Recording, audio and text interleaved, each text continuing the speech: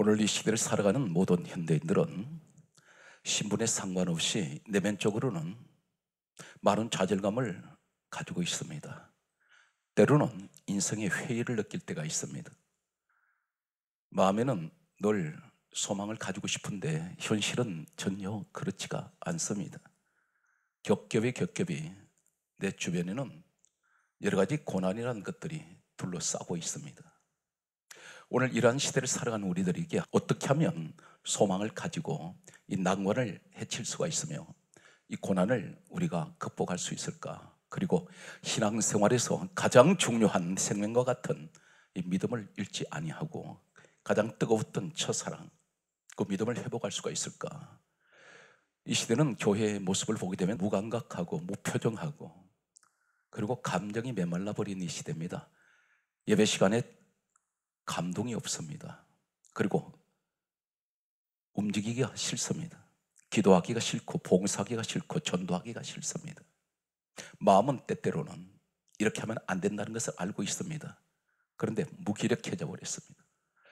이러한 시대를 살아가는 영육 간의 여러 가지 많은 문제를 안고 있는 이 시대에 분명히 이 시대는 우리 예수님께서 말씀하셨습니다. 마지막 때가 되면 반드시 사람들 마음에 사랑이 식어질 것이고 끝까지 견디는 자가 구원을 얻는다고 말씀하셨는데 이 시대는 분명 종말의 시대를 맞이하고 있습니다.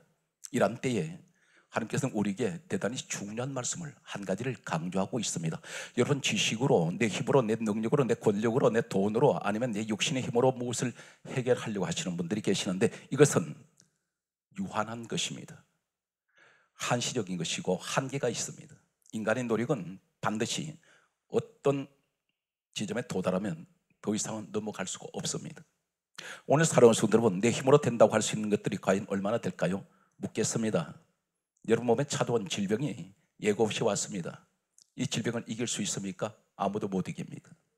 세상을 호령했던 수많은 영웅들, 위인들이 있었지만 자신의 병을 자신이 이기지 못하고 때로는 하나님께서 그 생명을 가져간 인류의 수많은 사람들을 우리는 목격하게 됩니다. 여러분들 가운데에서 죽음을 이길 수 있습니까? 못 이깁니다. 아이를 내 몸을 통해서 태어난 이 자녀가 성장하면서 내 통제 속에서 아이들이 살아가고 있습니까? 아닙니다. 각자가 자기 의지대로 자기 주관대로 살아가고 있습니다. 때로는 부모의 기도와는 정반대의 모습으로 살아가는 그들의 모습 속에 불행한 자녀들이 또한 있습니다. 이러한 때에 돈으로 안 되는 것들이 있습니다. 우리는 무엇이든 다 돈이면 된다고 했는데 돈 가지고 되는 것은 사실상 몇 가지 없습니다. 잘 먹고 잘 입고 누리고 사는 것 그 외에는 아무것도 없습니다. 오늘 이러한 어려운 시대에 특별히 한국 교회에 은혜가 메말라지는 이 시대에 기도가 메말랐습니다. 은혜도 메말랐습니다. 감사도 메말라버린 이러한 시대 속에 하나님께서는 우리에게 말씀하고 있습니다. 어떻게 하면 이 어려움을 이길 수 있는지 성경은 강조하고 있습니다. 오늘 저는 성경 66권 가운데 전체 창세기부터 오늘 계시록에 이르기까지 오늘 시간이 정해진 이 범위 안에서 여러분에게 말씀을 전할 텐데 오늘 강조하고 넘어가겠습니다. 요한복음 1장 1절은 말씀은 하나님이시라 있습니다. 분명 이 말씀 속에 하나님이 역사하실 것입니다. 성경은 이렇게 강조하고 있습니다. 사도행전 10장 44절 말씀을 보게 되면 성령께서는 말씀 듣는 사람에게 내려오신다고 했습니다. 오늘 시간 분명히 성경 66권 속에 기록된 하나님의 말씀이라면 이 말씀이 전달될 때 한 사람 이 종을 통해서 하나님 도구로 사용하시고 다만 내 속에 역사하시는 성령께서는 고린도전서 12장 7절 이하의 말씀 보게 되면 성령께서 각 사람에게 나눠준 은사가 있는데 9가지 성경의 공식적인 기록된 은사는 9가지가 있습니다. 첫째가 지혜의 말씀, 지식의 말씀, 믿음, 병 고치는 은사, 능력, 행함, 예언, 영무멸, 방언, 통역이 있는데 첫 번째, 두 번째가 다 무엇입니까? 말씀이라는 것입니다. 하나님 말씀이 첫 번째, 두 번째 주신 은사 중에 은사고 믿음은 세 번째 옵니다. 왜 그렇습니까? 믿음이 앞에 오면 안 됩니다. 왜 믿음이 어디서 옵니까? 로마서 10장 17절은 이렇게 강조하고 있습니다. 믿음은 들음에서 나며 들음은 그리스도의 말씀으로 말미암기 때문에 사랑하는 성도 여러분, 교회에 나오셔서 무슨 소리 들으시기 원하십니까? 세상 정치 이야기, 세상 어떤 돌아가는 세상 돈 버는 이야기나 세상 어떤 기사거리를 여러분에게 전달하기 위해서 교회가 있는 것은 아닙니다. 교회는 어떤 것입니까? 사도행전 20장 28절에 하나님께서 자기 피로 사신 곳이 교회입니다. 요한복음 2장 21절에 성전 주님 몸이라 했으니 교회 안에는 당연히 예수 그리스도의 소리가 있어야 됩니다. 십자가 소리가 들려야 됩니다.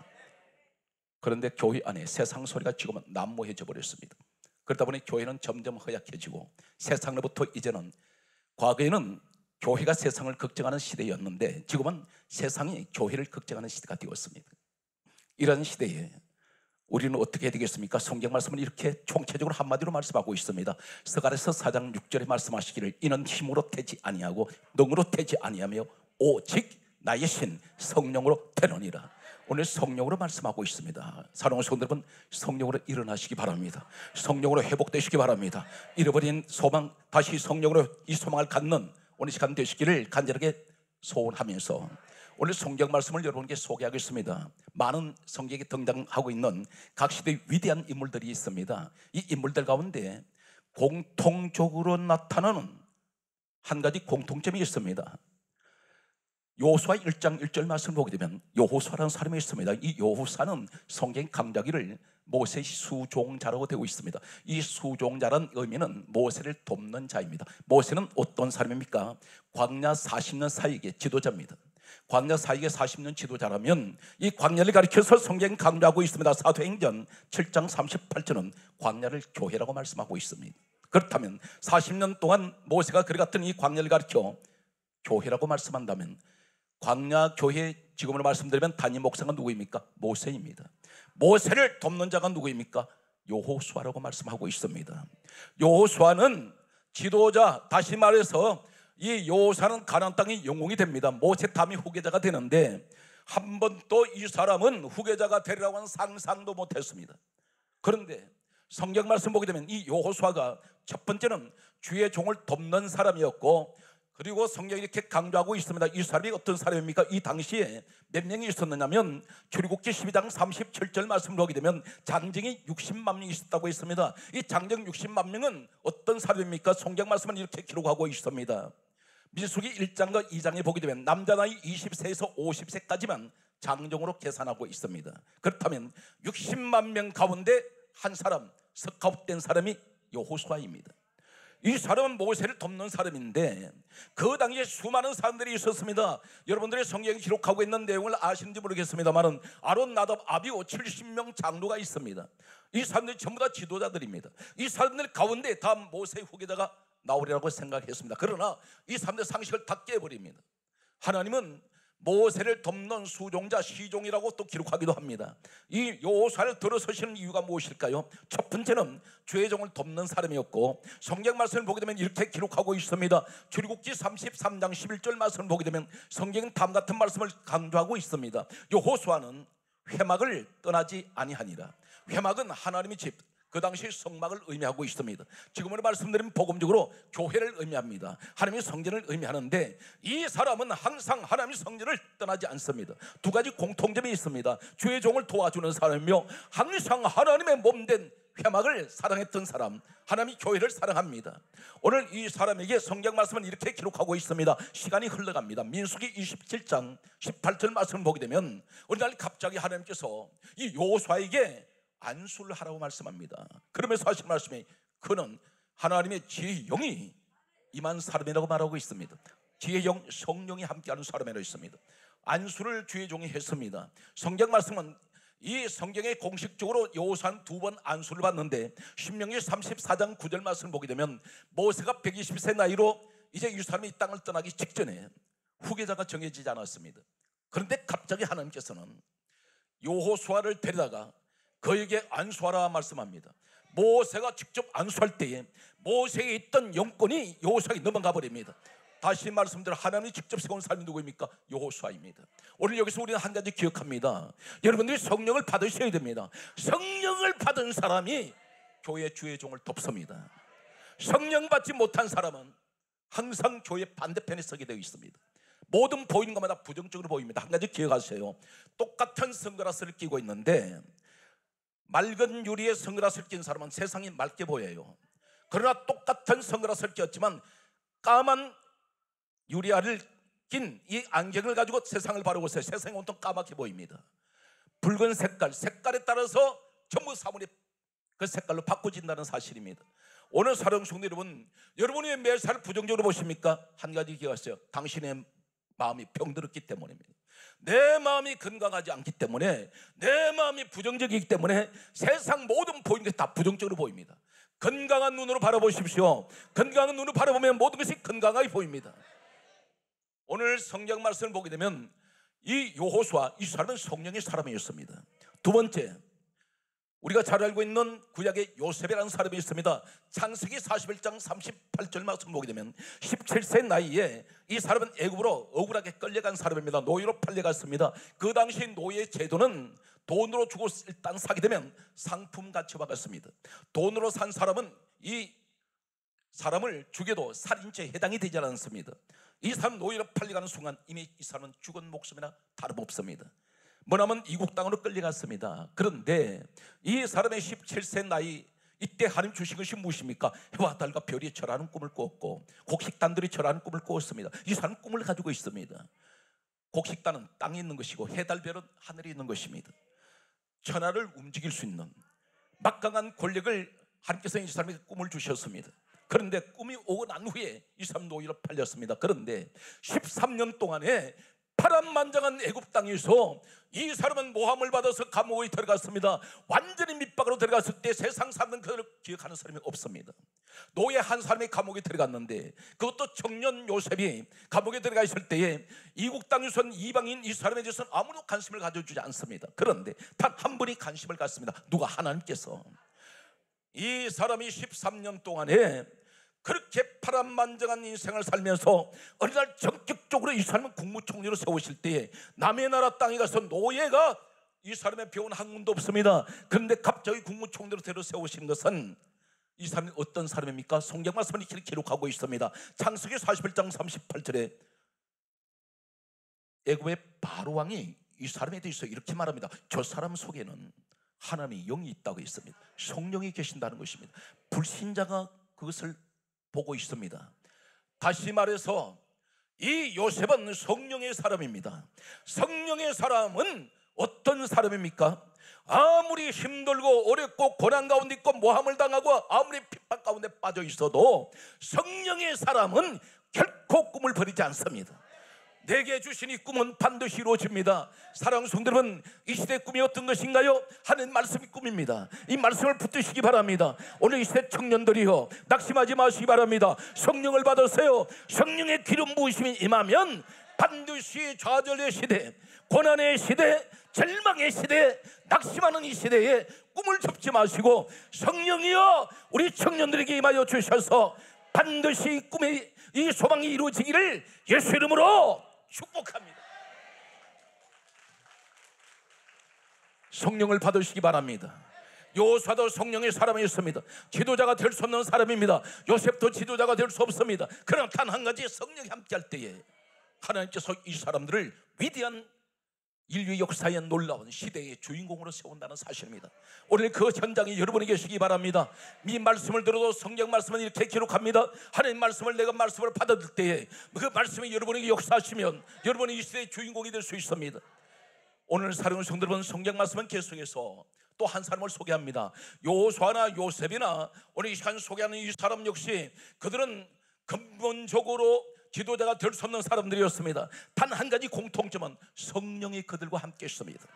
그 사람이 바로 누구입니까? 성경 말씀을 보게 되면 마태복음 22장 43절 말씀에 다윗이 성령의 감동을 받았다고 성경은 신약에 그렇게 기록하고 있습니다. 구약 사람이 신약에서 그렇게 기록을 하고 있습니다. 이 사람이 마지막 죽을 때에 마지막 그가 임종할 때 어떤 사건이 일어납니까? 역대상 성경 말씀은 22장 14절 말씀을 보게 되면 이렇게 기록하고 있습니다. 내가 환난 중에 여호와의 성전을 위하여 금 10만 달란트와 은 100만 달란트 녹과철을 중수를 셀 수 없을 만큼 많이 예배되었으니 솔로몬 아들에게 왕위를 물려주면서 이렇게 말합니다. 너는 더 해라. 무엇을 말합니까? 전 재산을 이 땅을 떠나면서 그 마지막으로 내어놓은 것이 하나님의 성전 건축을 위하여 그런 모든 재물을 다 내놓았습니다. 그러면서 솔로몬 아들에게 말합니다. 내가 내어놓은 이 재물 가운데서 이것이 부족하면 너는 더해서 하나님 성전을 지으라고 말하고 있습니다. 이 사람의 마지막 유언은 이 땅을 떠나면서 그는 하나님의 성전을 사모했습니다. 이 사람은 다른 유언을 남기지 않았습니다. 오직 마지막 그가 남기는 말은 하나를 위해서 오늘 내가 드리는 이 제물은 내가 성전을 짓지 못했으니 너는 내가 두는 이 제물을 통하여 하나님의 성전을 지어달라고 부탁을 했습니다. 이 사람이 바로 누구입니까? 사랑하는 성도 여러분, 교회를 사랑하는 사람, 교회를 위해서 단 한 푼의 헌금을 여러분 앞에 정성껏 하나님 앞에 드려지는 사람은 바로 어떤 사람이 드려집니까? 성경 말씀은 이렇게 강조하는 것을 보게 됩니다. 오늘 성령을 받은 다윗처럼 이런 사람이 하나님의 성전을 사모하는 사람이 하나님 앞에 물질들도 아깝지가 않아요. 그런데 성경은 강조하고 있습니다. 마지막 때가 되면 어떤 현상이 일어났냐면 다니엘서 9장 27절에 사탄 마귀가 마지막 때에 제사와 예물을 금지시킨다 했습니다. 이것이 무엇입니까? 제사는 예배를 말하고 있습니다. 이 예배는 하나님이 어떤 삶을 찾으세요? 요한복음 4장 23절에서 24절에 아버지께서는 예배자를 찾으신다고 했습니다. 시편 50편 5절에 이렇게 강조하고 있습니다. 나의 성도를 내 앞에 모으라. 그들은 제사로 나와 언약한 자들이다. 이 제사가 신약의 예배입니다. 예배자를 찾으신 하나님, 오늘 분명히 이 시간이 예배 시간입니다. 사랑하는 성도 여러분, 여러분 성령의 사람이며 오늘 예배하는 사람이며 하나님의 사람, 하나님께서 찾는 사람인 것을 믿습니까? 그렇다면 오늘 성령이 역사하시는, 오늘 성령이 함께하는 여호수아가 되시기 바랍니다. 오늘 요셉이 되시기 바랍니다. 다윗이 되시기 바랍니다. 여러분 섬기는 교회를 내가 몸을 사랑하듯이 사랑하십시오. 반드시 사람은 성령의 사람입니다. 오늘 여러분 드려지는 예물 하나하나가 하나님께서는 반드시 기억하실 것입니다. 한 가지 기억하십니까? 우리 주님께서 연복의 앞에 앉으셔서 성도들이 헌금하는 것을 알고 계세요. 오늘 시간 여러분 일거일 동안 다 살피고 계신 우리 하나님, 오늘 성경 말씀 이렇게 기록하고 있습니다. 나는 너의 길을 알고 있으며 오늘 네가 내가 너를 부르지 않으면 네가 내 앞에 올 자가 없다. 오늘 여러분 주님의 부르심을 받고 왔습니다. 여러분 분명한 것을 기억하십시오. 에베소서 1장 4절은 성경은 다음같이 말씀하고 있습니다. 누구든지 창세전에 예수 그리스도 안에 있는 사람만 택하셨습니다. 오늘 여러분 택함 받은 것을 믿습니까? 자, 우리 인사합니다. 예수 이름으로 택함 받은 것을 축복합니다. 할렐루야. 성령이 임하시고 난 후에 과연 다윗처럼 그리고 여호수아처럼, 여호수아가 회막을 떠나지 아니하는, 출애굽기 33장 11절에 분명히 성경이 이렇게 강조하고 있습니다. 성령의 사람 여호수아는 회막을 떠나지 아니하더라. 오늘 성경 말씀에 역대상 22장 14절에 다윗도 역시 마지막 이 땅 떠나면서 솔로몬에게 아들에게 부탁한 것은 하나님의 성전을 지어달라고 부탁했고, 성령 사건 이후에 어떤 일이 있습니까? 성경 말씀을 보게 되면 이렇게 기록하고 있습니다. 사도행전 5장 42절 말씀을 보게 되면 성경 강조하고 있습니다. 날마다 마음을 같이하여 성전에 있든지 집에 있든지 예수는 그리스도라 가르치기와 전도하기를 거치지 아니하는지라. 한 가지 기억하세요. 목사님이 여호수아 말씀을 전한다고 생각하지 말고, 왜 그렇게 제가 말씀드렸냐면 성령께서 이 시간 함께 하셔서 날마다 물붓듯이 퍼붓는 설교 말씀을 이렇게 계속 전하는데, 오늘 여러분들 내가 외워서 기록한 생각했다면 인감적으로 여러분 받아들입니다.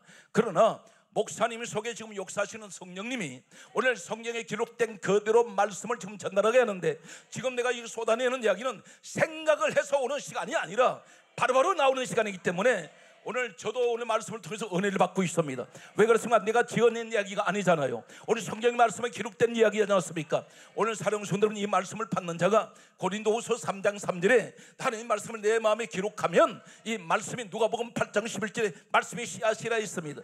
내 마음의 심령의 말씀을 씨앗을 심었습니다. 날마다 기도로 가꿉니다. 은혜 생활로 가꿉니다. 그러다 보니까 싹이 나고 꽃이 피며 열매를 맺는데, 오늘 성경에 기록된 말씀이 기록된 모든 66권 속에 축복의 열매가 맺어질 수 있다는 것입니다.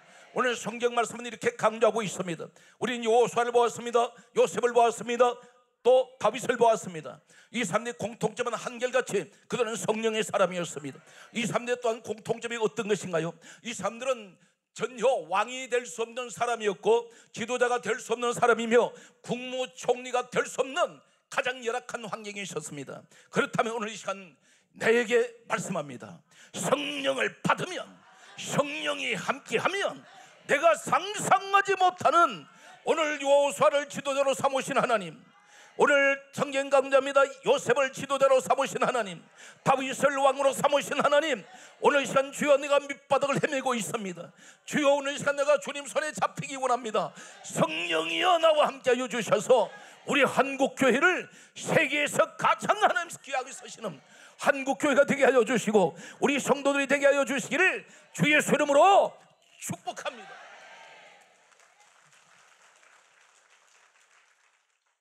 성경 말씀은 계속해서 이렇게 강조하고 있습니다. 다니엘이 있습니다. 포로로 잡혀갔습니다. 사족에 들어갔는데 어떻게 살아날까요? 성경 말씀은 이렇게 강조하는 것을 보게 되면 다니엘서 5장 11절 말씀 보게 되면 세상 불신자가 이렇게 말합니다. 저 사람은 거룩한 신들의 영이 저 사람 속에 있다고 말합니다. 성령이 계십니다. 이 사람은 사적으로 들어가도 죽지 않습니다. 사자가 삼키질 못해요. 사자가 짖지 못합니다. 그렇다면 이 사자를 가리켜서 성경은 영적으로 무엇을 말씀하고 있습니까? 베드로전서 5장 8절에 다음과 같은 말씀을 하고 있습니다. 성경 강조합니다. 너희 사단 마귀, 대적 사단 마귀가 우는 사자와 같이 두루 돌아다니며 삼킬 자를 찾나니, 이 마귀는 사자를 의미하고 사자는 마귀를 영적으로 의미합니다. 그렇다면 우리 시간 내가 성령의 사람이라면 어떤 것이 나를 포로로 잡고 있어도 결코 사자굴 같은 사단 마귀 속으로 들어가도 결코 사단 마귀가 나를 건드리지 못합니다. 이 사람 나오니까 더 높아져 버려요. 여기 중요한 것은 성령의 사람이라 이 사실이 중요한 사실입니다. 오늘 묻겠습니다. 여러분 성령을 받으셨습니까? 그렇다면 두 손을 높이 드시고 아멘 하십시오. 할렐루야. 성경 말씀은 이렇게 그러므로 강조하고 있습니다. 에스겔을 소개합니다. 전체 성경을 훑고 지나갑니다.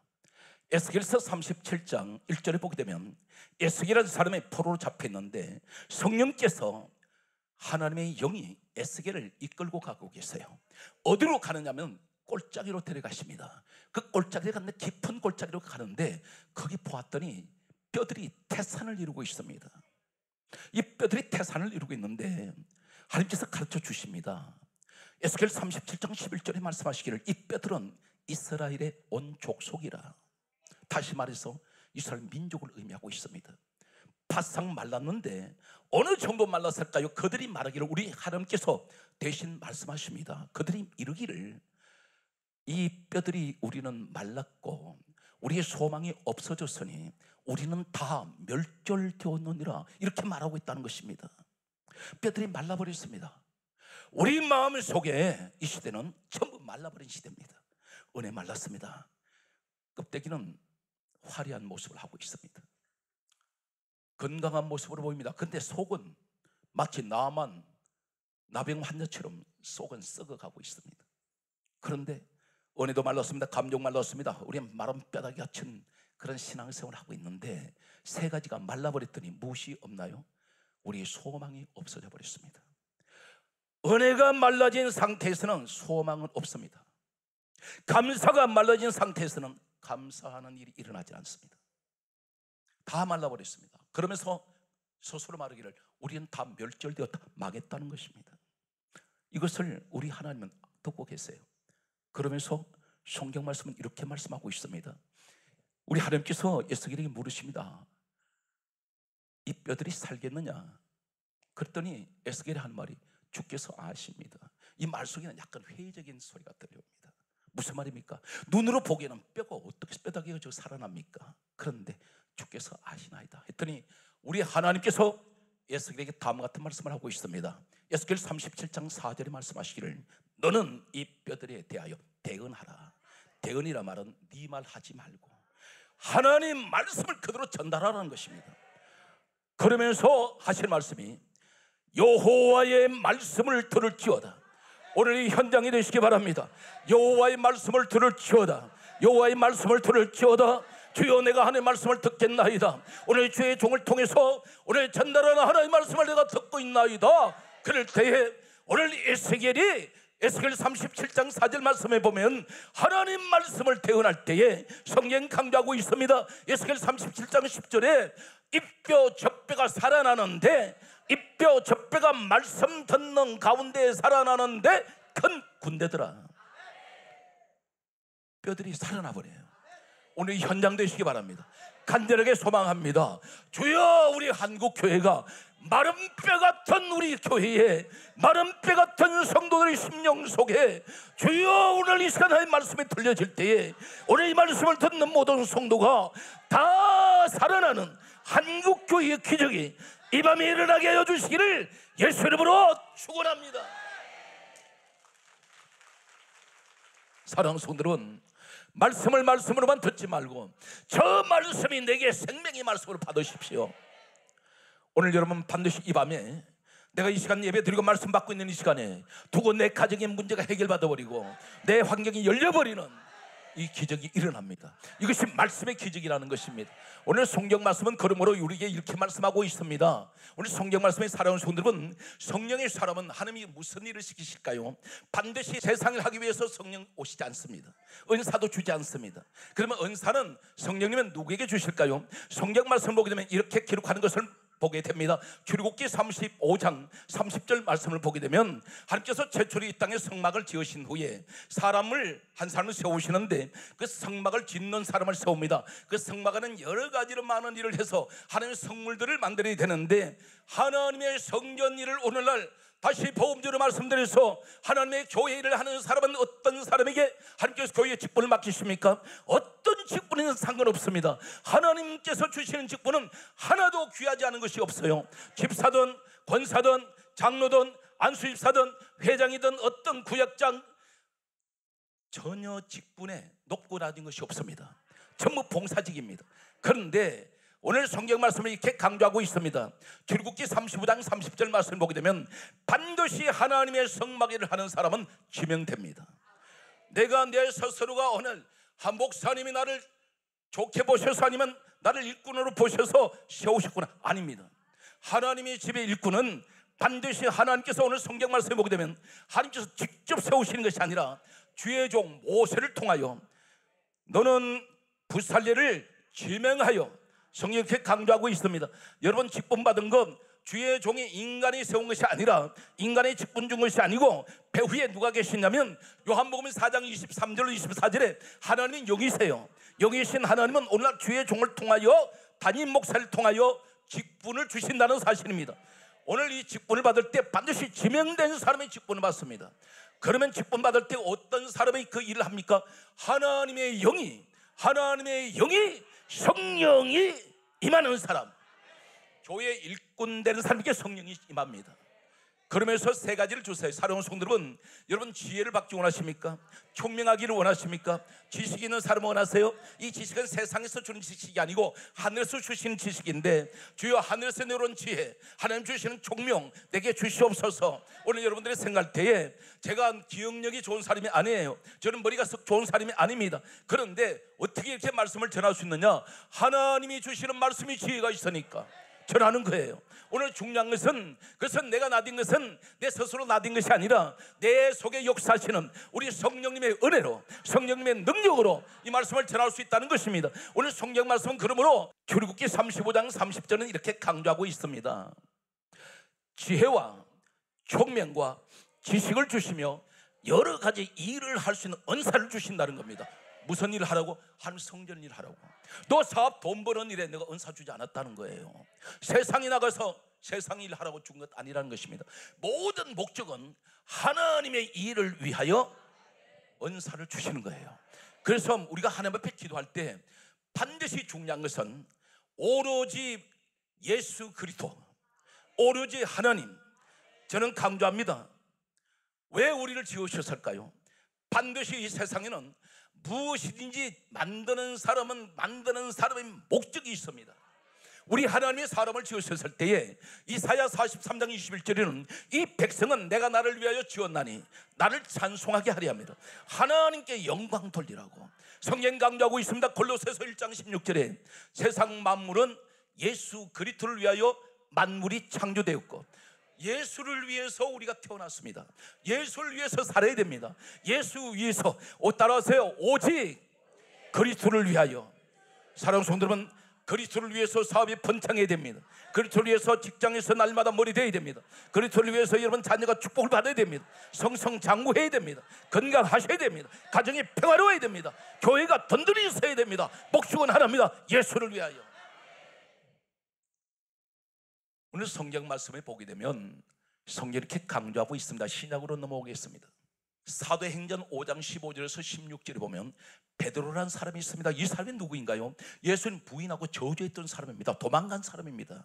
그런데 예수님이 이 사람 데려오셔가지고 사도행전 1장 14절에 기도 자리에 데려다 놓으시고 성령을 받게 하시더니 이 사람이 성령 받고 난 뒤에 어떤 일이 생기냐면 이 사람이 지나갈 때에 그림자만 지나가도 자신의 몸을 병든 사람, 귀신 들린 사람 몸에 그림자만, 베드로의 그림자만 지나가도 치료돼 버려요. 이런 가공할 능력이 나타납니다.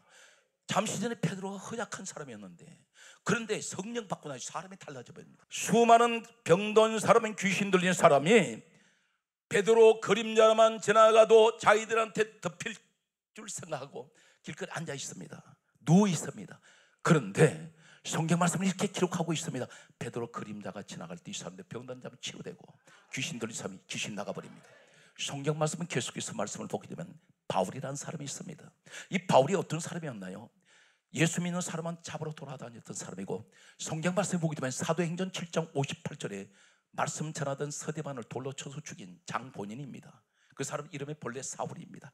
그런데 우리 주님이 강권적으로 잡아서 사도행전 9장 1절의 말씀 보게 되면 다메섹 도상에서 이 사람은 회심하고 성령 받고 주의 종 되었습니다. 그런데 주의 종 되었더니 어떤 일이 일어나냐면 사도행전 19장 12절 말씀 보게 되면 사람들이 베드로가 몸에 지니고 있는 손수건이나 앞치마를 가져가서 병든 사람에게 갖다 던졌더니 귀신 들린 사람에게 갖다 던졌더니 귀신이 나가고 병든 사람 치료되어요.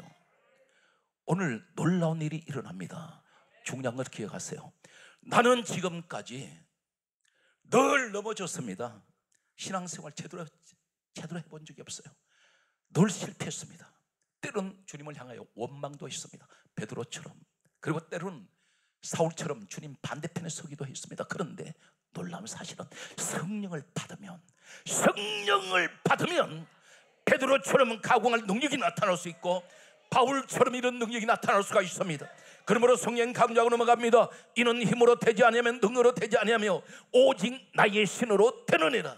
사랑하는 성도 여러분, 성령과 함께 하시는 오늘 여러분 가정이 되시고 여러분 모습이 되시기 바랍니다. 성경 말씀은 계속해서 그러므로 우리에게 이렇게 말씀하고 있습니다. 누가복음 1장 15절 말씀 보게 되면 세례 요한이 있습니다.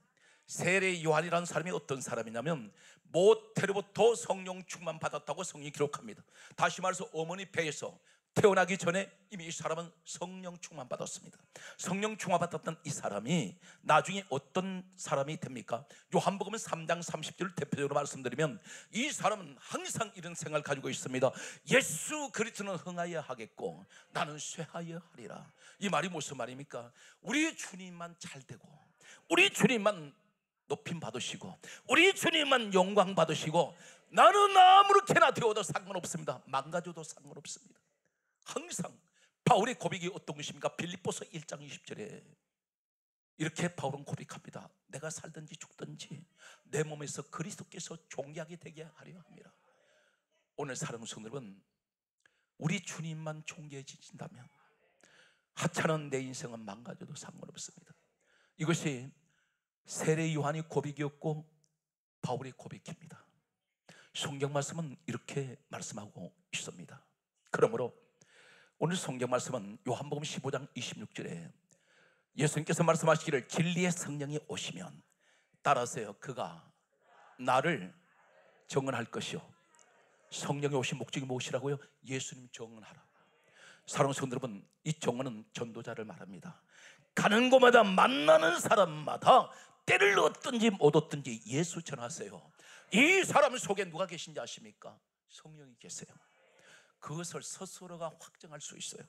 그런데 성령이 함께하지 않을 때는 예수설이 어느 곳에 가든지 절대로 말 한마디 못합니다. 그런데 예수님을 정언하기 위해서 성령이 오셨다고 분명히 성령 강조하는데 예수님께서 이렇게 말씀합니다.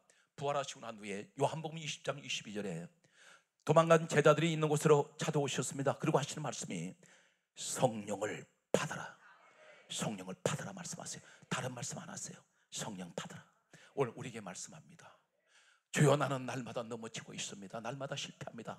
날마다 주님께서는 마음에 근심하지 말라고 했지만 나는 날마다 근심을 늘 안고 있습니다. 그런데 오늘 시간 말씀하세요. 다른 것을 묻지 않습니다. 성령을 받으라. 그러므로 오늘 성경 본문은 이렇게 말씀하고 있습니다. 갈라디아 5장 16절에 말씀하시기를 너희는 성령을 따라 행하라. 에베소서 5장 18절에 말씀합니다. 오직 성령 충만을 받으라. 어떻게 하면 성령을 받겠습니까? 마지막 결론이 되겠습니다. 사도행전 8장 15절에 성령 받기를 기도했더니, 오늘 이 밤이 되시기 바랍니다. 여러 가지 이 시간에 많은 기도 제목이 있을 것입니다. 세상 만사에 수많은 기도 제목을 가지고 왔는데, 그런데 가장 중요한 것은 한꺼번에 모든 것을 해결할 수 있는 방법은 성령이 함께 하시면, 성령이 함께 하시면 반드시 해결됩니다.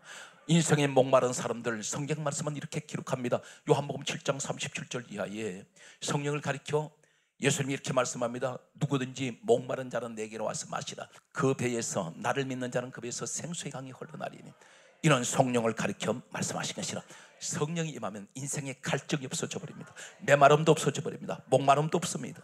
오늘 사랑하는 성도 여러분, 여러분 범사 위에 우리 성령이 충만하신 여러분 삶이 되시기를 주 예수 그리스도 이름으로 축복합니다.